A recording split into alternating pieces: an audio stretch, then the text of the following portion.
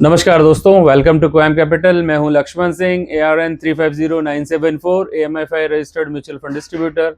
ये video general investor education और NISM exam learning के उद्देश्य से है। ये NISM, SEBI या AMFI की ऑफिशियल क्लास, सर्टिफिकेशन या एंडोर्समेंट नहीं है। इसे किसी म्यूचुअल फंड स्कीम की रिकमेंडेशन, पर्सनलाइज इन्वेस्टमेंट एडवाइस और एश्योर्ड रिटर्न या मार्केट फोरकास्ट न समझें। चलिए लेट्स स्टार्ट द चैप्टर 1। क्या कोई इन्वेस्टमेंट अपने आप में सबसे अच्छी हो सकती है? सोचिए, किसी के लिए इक्विटी सुटेबल हो सकती है, किसी के लिए फिक्स्ड इनकम, और किसी को पहले इन्वेस्टमेंट नहीं बल्कि इमरजेंसी फंड की जरूरत हो सकती है। इसलिए इन्वेस्टमेंट की शुरुआत प्रोडक्ट से नहीं, इन्वेस्टर से होती है। आज हम मॉड्यूल 1 के चैप्टर 1 इन्वेस्टमेंट लैंडस्केप को आसान भाषा में समझेंगे। इस चैप्टर का कोर मैसेज है, पहले ये समझिए कि पैसा किस काम के लिए चाहिए, कब चाहिए और कितना रिस्क लिया जा सकता है। उसके बाद इन्वेस्टमेंट एवेन्यू चुनिए। हम स्टार्ट करते हैं अपने कंसेप्ट के साथ। कंसेप्ट 1, इन्वेस्टमेंट का वाई। बहुत से लोग पूछते हैं कौन सा म्यूचुअल फंड बेस्ट है, स्टॉक मार्केट ऊपर जाएगा या नीचे, गोल्ड खरीदें या प्रॉपर्टी। लेकिन सही पहला सवाल है, मैं इन्वेस्ट क्यों कर रहा हूँ। मान लीजिए 4 लोगों की ज़रूरत अलग है। एक फैमिली को बेटी की हायर एजुकेशन के लिए 10 साल बाद पैसा चाहिए। एक व्यक्ति को 2 साल में हाउस डाउन पेमेंट चाहिए। एक रिटायर्ड व्यक्ति को नियमित कैश फ्लो चाहिए और एक young professional long term wealth creation चाहता है। तो चारों के लिए एक ही प्रोडक्ट तो सुटेबल नहीं हो सकता। जब किसी जीवन घटना के साथ एक्सपेक्टेड अमाउंट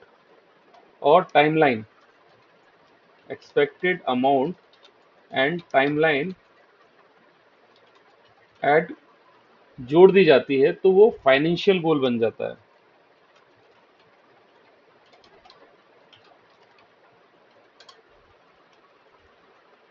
फॉर एग्जाम्पल, बच्चे की पढ़ाई एक इच्छा है आपकी, लेकिन 10 साल बाद हायर एजुकेशन के लिए लगभग 25 लाख रुपए एक फाइनेंशियल गोल है। सेकंड कंसेप्ट, गोल्स को प्रायोरिटी एंड टाइम के अकॉर्डिंग डिवाइड करना।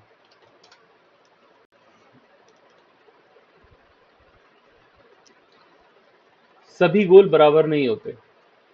कुछ रिस्पॉन्सिबिलिटी हैं, जैसे retirement, health emergency, child education. कुछ ड्रीम्स हैं, जैसे बड़ा घर या वर्ल्ड टूर।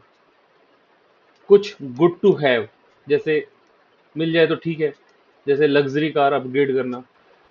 फिर गोल की टाइमलाइन तय कीजिए। इमीडिएट और नियर टर्म जरूरतों के लिए लिक्विडिटी और कैपिटल प्रोटेक्शन अधिक महत्वपूर्ण हो सकती है। लॉन्ग टर्म्स गोल के लिए ग्रोथ और इन्फ्लेशन को बीट करने की क्षमता ज़्यादा महत्वपूर्ण हो सकती है, लेकिन मार्केट वोलाटिलिटी भी स्वीकार करनी पड़ सकती है। एक प्रैक्टिकल तरीका है कि हर गोल के सामने 4 बातें लिखें। 4 पॉइंट्स।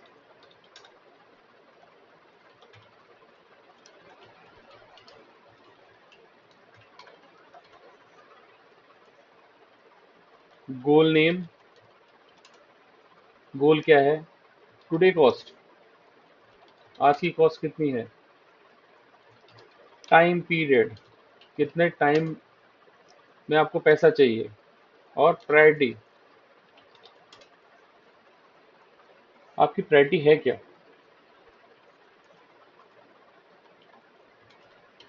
थर्ड कंसेप्ट है हमारा इन्फ्लेशन।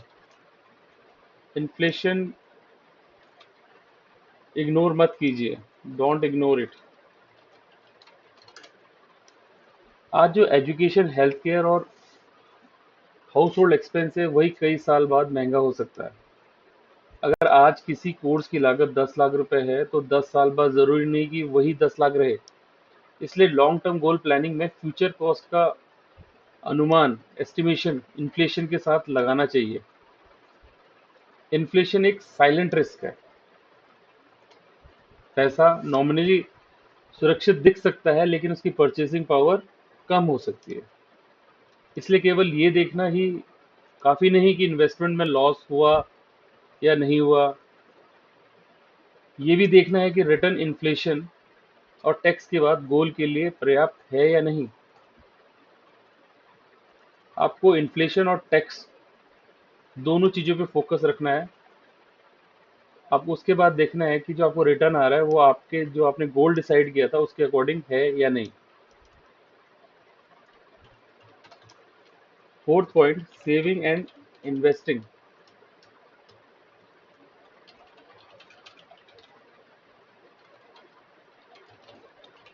इन दोनों में क्या डिफरेंस है? सेविंग का मतलब है अपनी इनकम में से कुछ पैसा खर्च ना करके बचाना। इन्वेस्टिंग का मतलब है उस बचाए हुए पैसे को किसी एसेट में लगाना ताकि भविष्य के गोल के लिए उसकी वैल्यू बढ़ने से या इनकम देने की संभावना बने। पहले सेविंग होती है फिर इन्वेस्टिंग, लेकिन हर बचाया हुआ पैसा तुरंत लॉन्ग टर्म इन्वेस्टमेंट में नहीं जाना चाहिए। आपको ये भी देखना पड़ेगा कि emergency fund, short term commitments and insurance protection, इन सभी को भी इस इन सभी को भी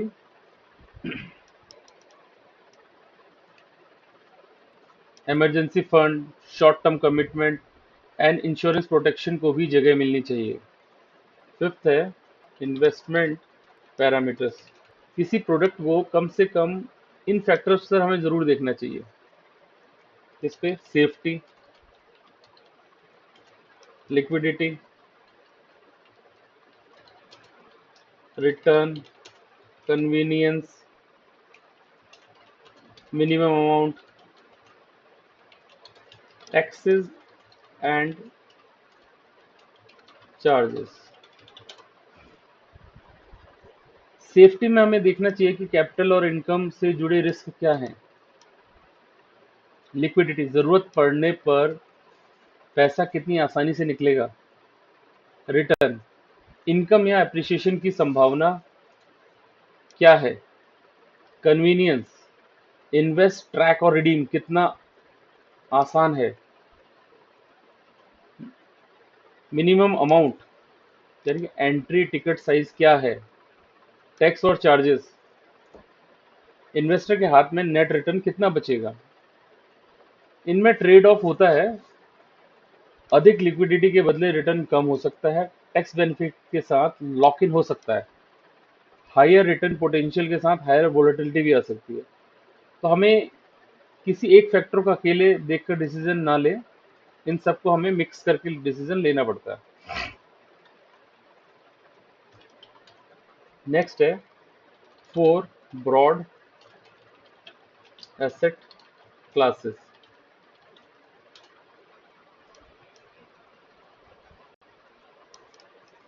इसके अंदर हमारा पॉइंट आते हैं real estate,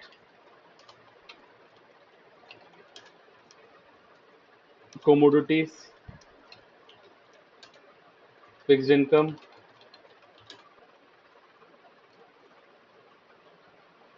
equity.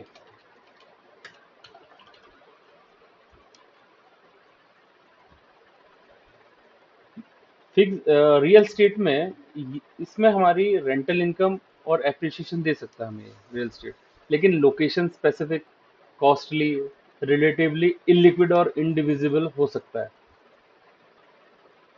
Self occupied house को फाइनेंशियल इन्वेस्टमेंट मानना हमेशा सही नहीं, क्योंकि इसे बेचने से लाइफस्टाइल आपकी प्रभावित हो सकती है। कमोडिटी, इसमें रेगुलर इनकम नहीं आती, रिटर्न मेनली प्राइस मूवमेंट पर डिपेंड करता है। गोल्ड डाइवर्सिफिकेशन में भूमिका निभा सकता है, लेकिन गारंटेड सेफ रिटर्न वाला प्रोडक्ट इसको नहीं समझना चाहिए। थर्ड हमारा फिक्स्ड इनकम, इसमें बॉन्ड और डेट इंस्ट्रूमेंट्स आते हैं। इनमें इंटरेस्ट इनकम या मैच्योरिटी वैल्यू हो सकती है, लेकिन credit risk, interest rate risk और लिक्विडिटी रिस्क रह सकते हैं। फिक्स्ड इनकम का मतलब रिस्क फ्री नहीं होता, fourth, equity. Equity business ownership को रिप्रेजेंट करती है। लॉन्ग टर्म में वेल्थ क्रिएशन की संभावना हो सकती है, लेकिन प्राइसेस में तेज उतार चढ़ाव भी होता है। इक्विटी को शॉर्ट टर्म गारंटेड गोल के लिए ऑटोमेटिक चॉइस नहीं बनाना चाहिए।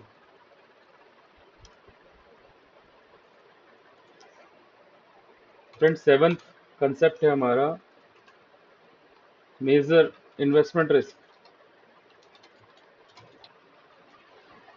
इन्फ्लेशन रिस्क है रिटर्न बढ़ती कीमतों से कम रह जाए। लिक्विडिटी रिस्क, जरूरत पर इन्वेस्टमेंट उचित प्राइस पर ना बिके। क्रेडिट रिस्क, बोरोअर प्रिंसिपल या इंटरेस्ट समय पर ना दे पाए। Market risk, overall market movement से प्राइस घटे। प्राइस रिस्क, स्पेसिफिक एसेट का मार्केट वैल्यू फ्लक्चुएट करे। इंटरेस्ट रेट रिस्क, रेट्स बदलने से बॉन्ड और डेट इन्वेस्टमेंट की वैल्यू प्रभावित हो। रिस्क को जीरो करना लगभग संभव नहीं। उद्देश्य है रिस्क को पहचानना, मेजर करना और मैनेज करना। Diversification, suitable time horizon, asset allocation, quality selection और पीरियोडिक रिव्यू रिस्क मैनेजमेंट के प्रमुख टूल है। 8 पॉइंट है हमारा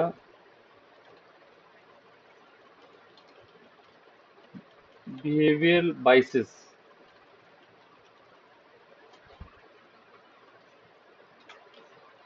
इसमें आता है हमारा इन्वेस्टमेंट में केवल मैथमेटिक्स नहीं, बिहेवियर भी काम करता है। इसमें हमारे पॉइंट्स आते हैं हर्ड मेंटालिटी, क्योंकि सब खरीद रहे हैं तो हम भी खरीद लेते हैं। रिसेंसी बाइसेस,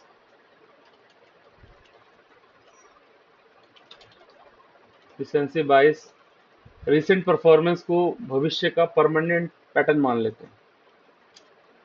एंकरिंग, किसी पुराने एनएवी, परचेज पावर या एक्सपेक्टेड रिटर्न से चिपके रहना हमेशा। कंफर्मेशन बायस, केवल वही इंफॉर्मेशन हम सर्च करते हैं जिस पे हमारी पहले से राय चल रही है। मान लीजिए हम इंफॉर्मेशन वही ढूंढ रहे होते हैं जो हमें पहले से हम डिसाइड करके बैठे होते हैं और वो इंफॉर्मेशन को सपोर्ट करे। ऐसी इंफॉर्मेशन की हम सर्चिंग कर रहे होते हैं इसके अंदर। लॉस एवर्जन, छोटे लॉस के डर से लॉन्ग टर्म प्लान को छोड़ देना या लॉस एक्सेप्ट ना करके वीक इन्वेस्टमेंट पकड़े रहना। ओवर कॉन्फिडेंस,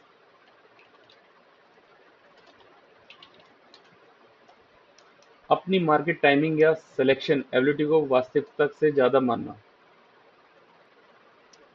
एक रिटर्न इन्वेस्टमेंट प्रोसेस बायसेस को कम कर सकता है। नाइन्थ है रिस्क प्रोफाइल।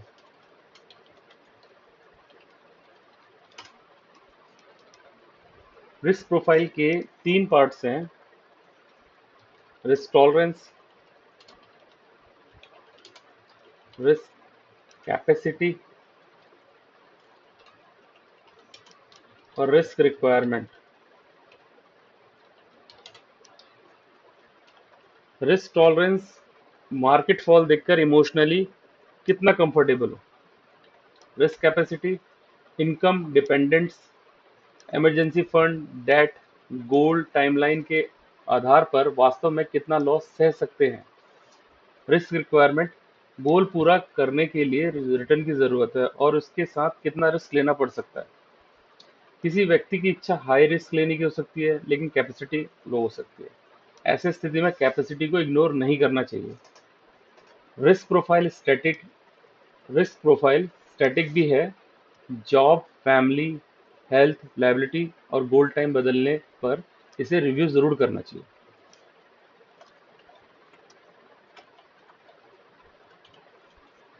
नेक्स्ट पॉइंट है एसेट एलोकेशन।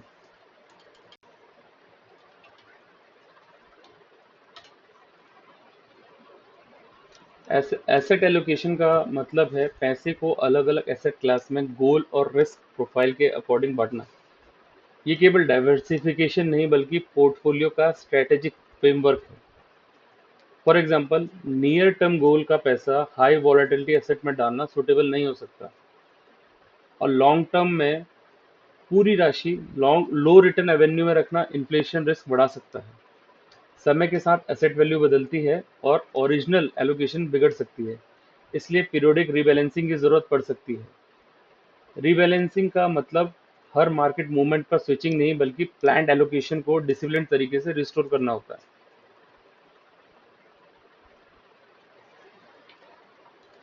11th, DIY और प्रोफेशनल हेल्प। जो इन्वेस्टर फाइनेंशियल कंसेप्ट समझता है, प्रोडक्ट कंपेयर कर सकता है, डॉक्यूमेंट पढ़ता है, टैक्स और पोर्टफोलियो रिव्यू संभाल सकता है, वो डू इट योरसेल्फ रूट पर विचार कर सकता है, जिसे transaction support, servicing, process guidance या म्यूचुअल फंड रिलेटेड असिस्टेंस चाहिए, वो सूटेबल रजिस्टर्ड इंटरमीडियरी की मदद ले सकता है। यहाँ रोल क्लैरिटी ज़रूरी है। म्यूचुअल फंड डिस्ट्रीब्यूटर डिस्ट्रीब्यूशन और रिलेटेड सपोर्ट देता है और रेगुलर प्लान में एएमसी से ट्रेल कमीशन प्राप्त कर सकता है। सेबी रजिस्टर्ड इन्वेस्टमेंट एडवाइजर का रेगुलेटरी रोल और फी मॉडल अलग होता है। अब हम चैप्टर के उन एग्जाम ओरिएंटेड पॉइंट्स को डिटेल्स में कवर करेंगे जो शॉर्ट एक्सप्लेनेशंस में छूट सकते हैं। एग्जाम्पल्स ओरिजिनल है, इंपॉर्टेंट डिस्टिंक्शन और कॉमन ट्रैप्स पर विशेष ध्यान दें। अब हम करेंगे कुछ इंपॉर्टेंट कॉन्सेप्ट्स जिनको अब थोड़ा सा डिटेल्स में समझेंगे।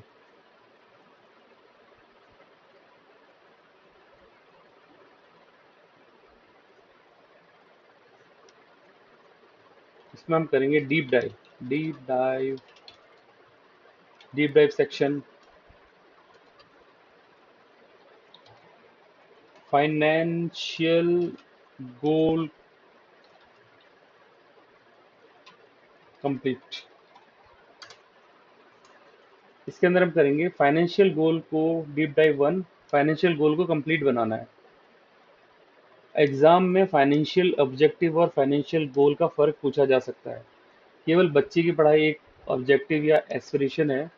जब हम इसके साथ expected amount, target date, priority जोड़ देते हैं, तो ये मेजरेबल फाइनेंशियल गोल बन जाता है। गोल सेटिंग में 4 स्टेप याद रखिए। इवेंट आइडेंटिफाई,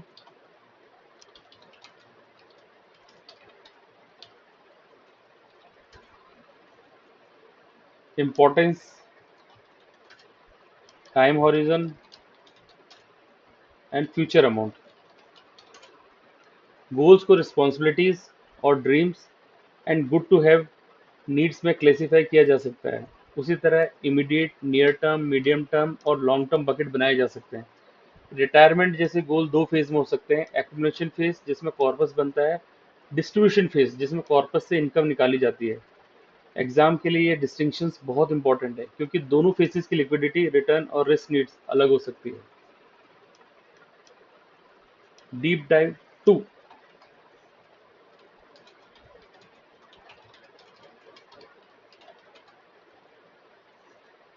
फ्रेंड्स, मेरी टाइपिंग थोड़ा आगे पीछे हो सकती है, but I will correct it, तो थोड़ा सा मैनेज करेंगे। Deep dive 2, inflation and purchasing power. Inflation केवल प्राइस बढ़ने का नाम नहीं है। इन्वेस्टर के लिए इसका प्रैक्टिकल मीनिंग परचेजिंग पावर का कम होना है। आज के 10 लाख रुपए से जो एजुकेशन मिल सकती है, वही कई साल बाद अधिक रकम मांग सकती है। फ्यूचर वैल्यू का बेसिक आइडिया है present cost into 1 plus inflation rate की power number of years.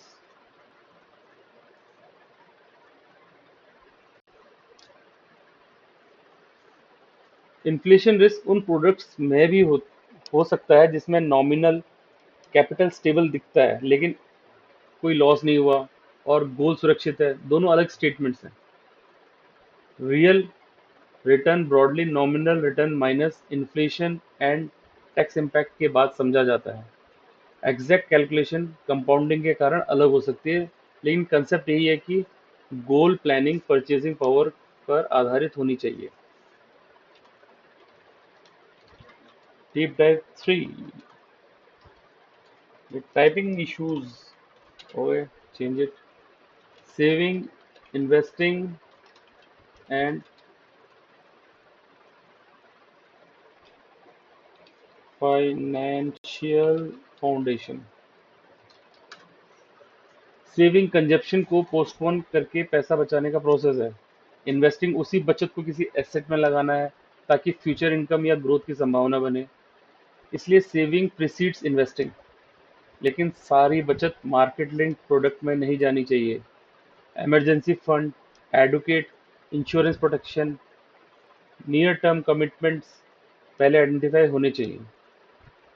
Investment product evaluate करते समय सेफ्टी, लिक्विडिटी और रिटर्न को कोर ट्रायंगल की तरह याद रखें। इसके साथ convenience, divisibility, minimum ticket size, taxability, tax deduction, charges और ट्रांसपेरेंसी भी देखें। कोई फैक्टर आइसोलेशन में नहीं देखना चाहिए। टैक्स सेविंग प्रोडक्ट में लॉक इन हो सकता है, लिक्विडिटी लेने पर रिटर्न कम हो सकता है। हायर रिटर्न पोटेंशियल के साथ हायर अनसर्टेनिटी आ सकती है।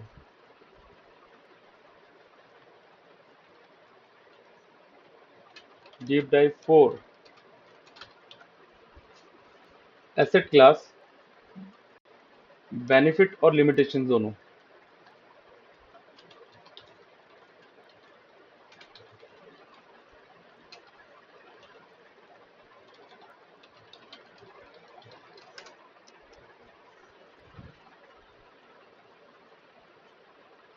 रियल एस्टेट में location, title, transaction cost, maintenance, taxes, illiquidity और इंडिविजिबिलिटी महत्वपूर्ण है।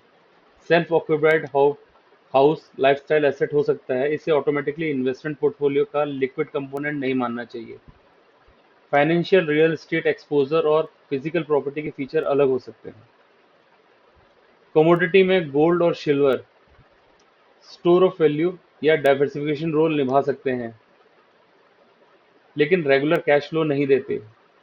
प्योरिटी, स्टोरेज और प्राइस वोलाटिलिटी फिजिकल फॉर्म में रेलिवेंट है। कमोडिटी डेरिवेटिव्स लेवरेज्ड और शॉर्ट टर्म कॉन्ट्रैक्ट हो सकते हैं।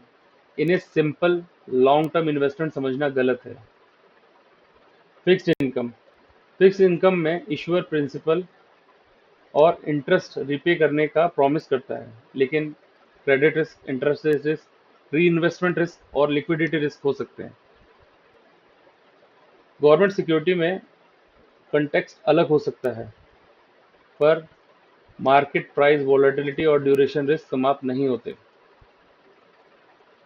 इक्विटी बिजनेस ओनरशिप है, रिटर्न, डिविडेंड और कैपिटल एप्रिसिएशन से आ सकता है, पर बिजनेस रिस्क और मार्केट वोलेटिलिटी भी होती है। Long term horizon equity risk को एलिमिनेट नहीं करता, केवल शॉर्ट टर्म फ्लक्चुएशंस को ऑब्जर्व करने का समय दे सकता है।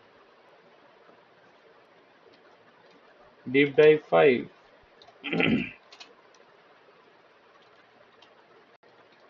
Risk category.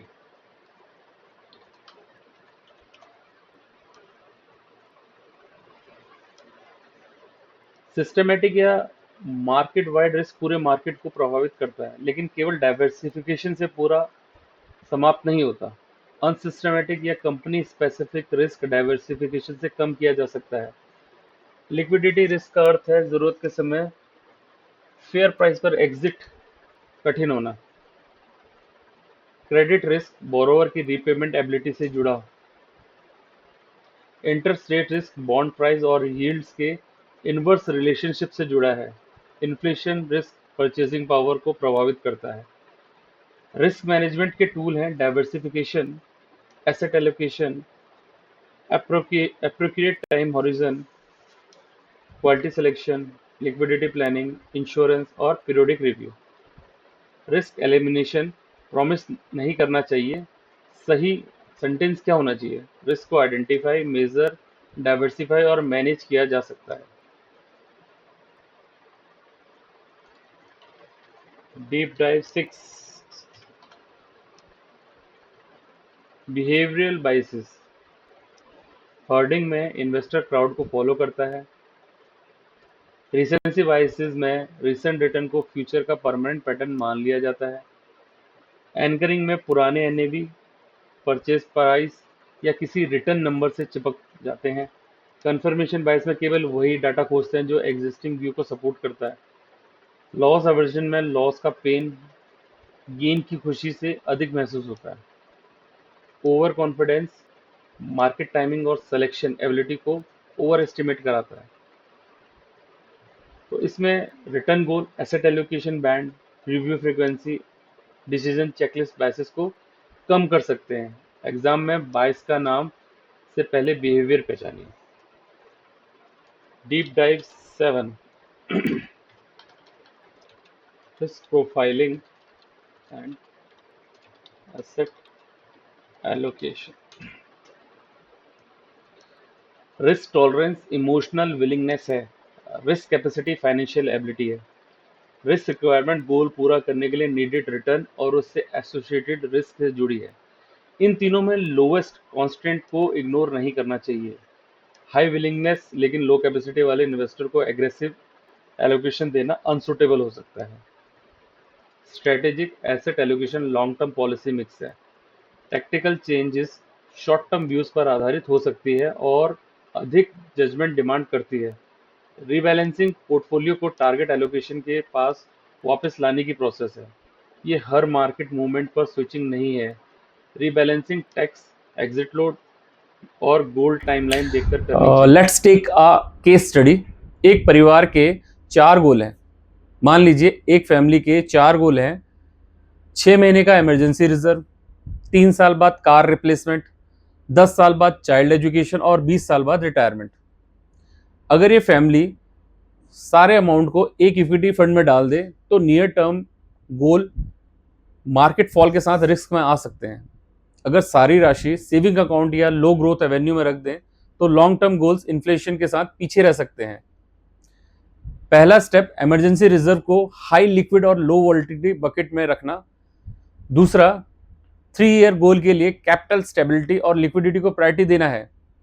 तीसरा, 10 ईयर एजुकेशनल गोल के लिए सुटेबल डाइवर्सिफाइड ग्रोथ एसेट्स और ग्रेजुअल डी रिस्किंग प्लान देखना है।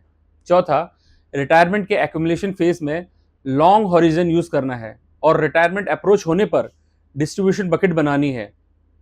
ये एग्जाम्पल प्रोडक्ट रिकमेंडेशन नहीं, प्रोसेस समझाता है। एग्जाम के पॉइंट ऑफ व्यू से गोल बेस्ड प्लानिंग में each goal has separate amount, horizon, priority, risk capacity and asset allocation. Pool approach आसान लग सकता है लेकिन हर विड्रॉल के समय कौन सा एसेट बेचना है ये अनक्लियर रह सकता है। गोल बकेट मॉनिटरिंग और डिसिप्लिन इंप्रूव करते हैं। सर हमारा एक क्वेश्चन ऐसे भी आता है एग्जाम में, match the concept. Safety, liquidity, ये किस चीज से कनेक्टेड है? सेफ्टी कैपिटल प्रिजर्वेशन सर्टेनिटी से जुड़ी है। लिक्विडिटी कन्वर्जन टू कैश से। Return current income plus capital appreciation से। कन्वीनियंस ट्रांजैक्शन और मॉनिटरिंग ईज से। टिकट साइज एंट्री अमाउंट से। टैक्सेबिलिटी इन्वेस्टर के पोस्ट टैक्स आउटकम से। Inflation risk long term goals के फ्यूचर कॉस्ट को बढ़ाता है। Market risk broad price movement है। क्रेडिट रिस्क रिपेमेंट फेलियर है। Interest rate risk bond valuation sensitivity है। लिक्विडिटी रिस्क फेयर प्राइस पर एग्जिट प्रॉब्लम है। बिहेवियरल रिस्क इन्वेस्टर के ओन डिसीजन से आता है। फाइनल मेमोरी लाइन है why, when, how much, how important. कितना रिस्क, फिर कितना एसेट एलोकेशन, फिर प्रोडक्ट।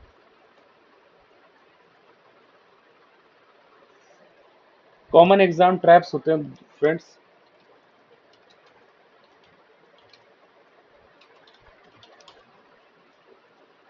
बेस्ट प्रोडक्ट इन्वेस्टर की जरूरत जाने बिना तय नहीं किया जा सकता। हमें ये याद रखना है। मैं ये पॉइंट्स बोल रहा हूँ, please be remember. Best product investor की जरूरत जाने बिना तय नहीं किया जा सकता। सेविंग और इन्वेस्टिंग कॉम्प्लीमेंट्री स्टेप्स हैं, सिनोनिमस नहीं। फिक्स्ड इनकम का अर्थ रिस्क फ्री नहीं। डाइवर्सिफिकेशन सिस्टमेटिक मार्केट रिस्क को पूरी तरह समाप्त नहीं करती। रिस्क टॉलरेंस और रिस्क कैपेसिटी अलग कंसेप्ट है। सेल्फ ऑक्यूपाइड हाउस को ऑटोमेटिकली लिक्विड एसेट ना माने। क्वेश्चन नंबर 1, किसी गोल को फाइनेंशियल गोल कब कहेंगे?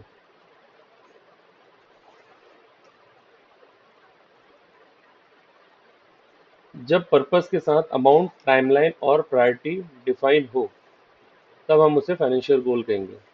क्वेश्चन नंबर 2, इन्फ्लेशन रिस्क किस चीज को कम करता है?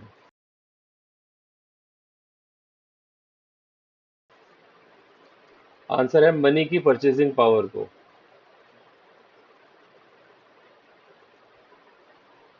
क्वेश्चन नंबर 3, रिस्क टॉलरेंस और रिस्क कैपेसिटी में क्या फर्क है?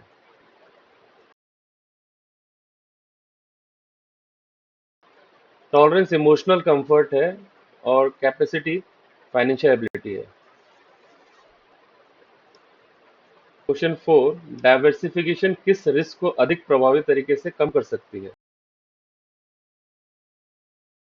आंसर है सिक्योरिटी स्पेसिफिक या अनसिस्टमेटिक रिस्क को। क्वेश्चन नंबर 5, एसेट एलोकेशन का उद्देश्य क्या है? गोल, हॉरिजन और रिस्क प्रोफाइल के अनुसार एसेट्स में डिसिप्लिन मिक्स बनाना। अच्छा, ये इंपॉर्टेंट वर्ड्स आपको याद रखने हैं, प्लीज इसको नोट डाउन कर लेना, अपनी वीडियो रोक के नोट डाउन कर लेना इसको। Discussed how to tackle exam style questions. 5-step exam method. Question में correct, incorrect, most appropriate, only, always, may और शेल जैसे वर्ड्स को पहले आइडेंटिफाई करें। रोल बेस्ड क्वेश्चन में एंटिटी का कोर फंक्शन याद करें। Sponsor, trustee, AMC, custodian, RTA और सेबी को इंटरचेंज ना करें। केसलेट में पहले इन्वेस्टर नीड, टाइमलाइन, रिस्क या ट्रांजैक्शन फैक्ट्स निकालें, फिर ऑप्शन देखें। न्यूमेरिकल्स में फॉर्मूला और यूनिट्स लिखें। परसेंटेज और एब्सोल्यूट अमाउंट को मिक्स ना करें। नेगेटिव मार्किंग के कारण ब्लाइंड गैसिंग से बचें।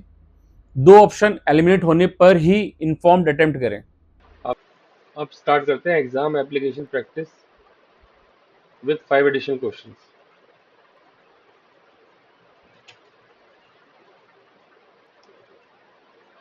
इनमें से कौन सा स्टेटमेंट एक कंप्लीट फाइनेंशियल गोल को सबसे बेहतर रिप्रेजेंट करता है? मुझे भविष्य के लिए पैसा चाहिए, मुझे सबसे अच्छा रिटर्न चाहिए, 10 साल बाद हायर एजुकेशन के लिए इन्फ्लेशन एडजस्टेड अमाउंट तैयार करना है, मुझे सबसे अच्छा म्यूचुअल फंड चाहिए। वह ABCD।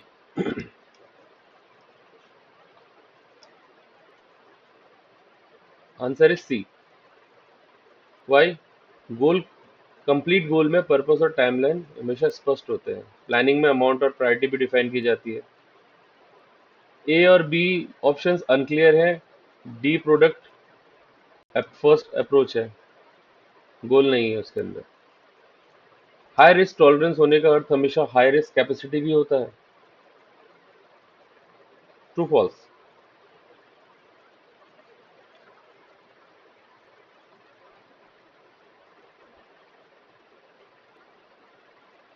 इसका आंसर है फॉल्स। क्यों? टॉलरेंस इमोशनल विलिंगनेस है, ये आपकी भावनात्मक इच्छा है, जबकि capacity income, liability, dependents, liquidity और गोल टाइम से तय फाइनेंशियल एबिलिटी है। ऑप्शन एलिमिनेट जो हमने किए हैं उसके अंदर ऑलवेज ऑब्सोल्यूट वर्ड है और दोनों कंसेप्ट अलग है। आपका टॉलरेंस और आपकी कैपेसिटी दोनों कंसेप्ट टोटली अलग है। क्वेश्चन नंबर 3, इनमें से कौन सा स्टेटमेंट इनकरेक्ट है? फिक्स्ड इनकम इंस्ट्रूमेंट में क्रेडिट और इंटरेस्ट रेट रिस्क होता है। डाइवर्सिफिकेशन सिक्योरिटी स्पेसिफिक रिस्क कम कर सकती है। गोल्ड नियमित कॉन्ट्रेक्चुअल इनकम देना ही चाहिए।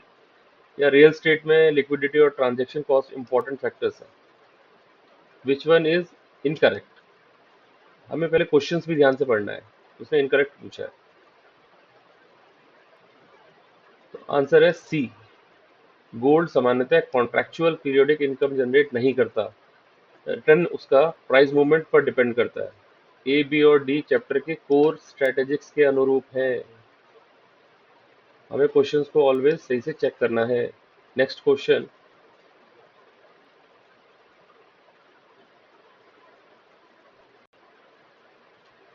एक इन्वेस्टर को 18 महीने बाद हाउस डाउन पेमेंट चाहिए, पूरी राशि को स्मॉल कैप इक्विटी फंड में लगाना चाहता है क्योंकि रिसेंट रिटर्न हाई रहा है। सबसे महत्वपूर्ण कंसर्न क्या है? एनएवी कम है या नहीं, गोल हॉरिजन और एसेट वोलेटिलिटी का मिसमैच, डिस्ट्रीब्यूटर का official location, SIP date.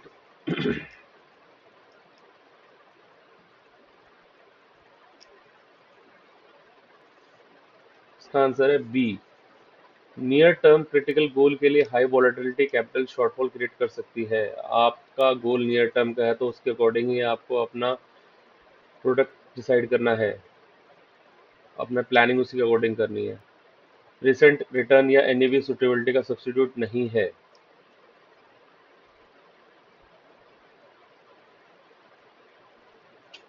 Investment decision की लॉजिक सीक्वेंस चुनिए। पहले किस पैटर्न में ये चलना चाहिए? प्रोडक्ट, रिटर्न, गोल, रिस्क। गोल पहले, amount, time, risk profile, asset allocation, product.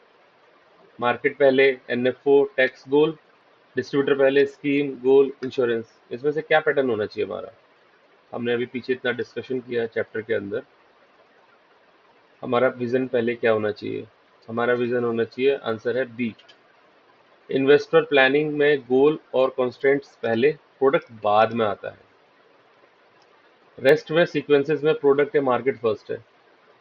तो जहाँ पे हमारा पहले गोल आता है, उसके कॉन्स्टेंट्स आते हैं और लास्ट में प्रोडक्ट आता है, वो हमारा करेक्ट सीक्वेंस है।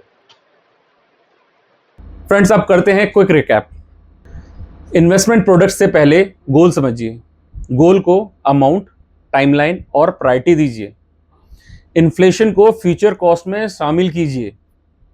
सेफ्टी, लिक्विडिटी, रिटर्न, टैक्स और कन्वीनियंस साथ में देखिए। रिस्क प्रोफाइल और एसेट एलोकेशन के बाद ही प्रोडक्ट सेलेक्ट कीजिए। बिहेवियरल बायसेस से बचने के लिए रिटर्न प्रोसेस रखिए। आज के चैप्टर का सबसे बड़ा टेक अवे ये है कि इन्वेस्टमेंट डिसीजन किसी एक रिटर्न नंबर, पॉपुलर स्कीम या मार्केट प्रेडिक्शन से नहीं, बल्कि इन्वेस्टर की need, time horizon, risk profile, asset allocation और सही डॉक्यूमेंट्स को समझकर लिया जाता है। और फ्रेंड्स, ऐसे ही सरल और रिस्पॉन्सिबल इन्वेस्टर एजुकेशन के लिए क्वैम कैपिटल को सब्सक्राइब कीजिए।